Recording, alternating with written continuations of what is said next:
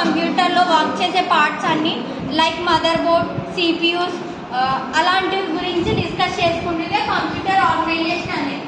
ముందు computer organisation discuss చేసుకునే ముందు అసలు కంప్యూటర్ అంటే ఏంటి, అందులో అవుట్పుట్ అనేది ఎలా వస్తుందో మనం ఈ కంప్యూటర్ ఆర్గనైజేషన్ లో డిస్కస్ చేసుకోవచ్చు. ఫస్ట్ కంప్యూటర్ అంటే ఏంటి, మీ వే ఆఫ్ థింకింగ్ లో ఒక లేదు చెప్పండి. కంప్యూటర్ అంటే ఏంటి చెప్పండి, ఎవరో మేఘ్నా.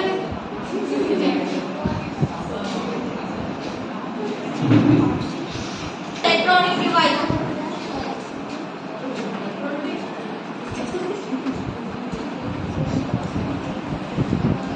and also its take input and processing is the output.